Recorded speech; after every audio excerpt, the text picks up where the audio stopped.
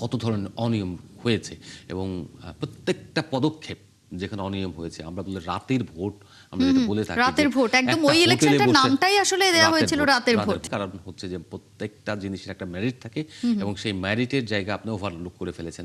ICC যেটা করে সেটা হলো আইসিসি নিষিদ্ধ করে দেয় তার, আমরা দেখেছি শ্রীলঙ্কা, জিম্বাবুয়ে সরকারি হস্তক্ষেপের মতো জিনিসগুলোকে। কিন্তু বাংলাদেশে যেটা হয়েছে সরকারি হস্তক্ষেপ আপনি কোনোভাবেই বলতে পারবেন না। কেন বলতে পারবেন না? বিকজ অফ একটা ইনভেস্টিগেশন প্রক্রিয়ার মধ্যে দিয়ে গিয়েছে এবং যে নির্বাচনটা হয়েছিল সেখানে অন্তত লক্ষ লক্ষ আপনার এভিডেন্স রয়েছে যে তখন কত ধরনের অনিয়ম হয়েছে এবং প্রত্যেকটা পদক্ষেপ যেখানে অনিয়ম হয়েছে, আমরা বলি রাতের ভোট, আমরা যেটা বলে থাকি রাতের ভোট, একদম ওই ইলেকশনটার নামটাই আসলে দেওয়া হয়েছিল রাতের ভোট। চেয়েছেন তারা, তা সেটাই করতে হয়েছে। তো এরকম যখন হয়, শুধু তাই নয়, অন্য যারা নির্বাচন করতে চেয়েছেন তাদেরকে পর্যন্ত শাসানো হয়েছে। এই যে বিষয়গুলো ছিল, এইগুলির কারণেই কিন্তু আজকে এই অশনি সংকেত বা এবং তামিম ইকবাল নিজেও তো তখন একজন ভিকটিম ছিলেন।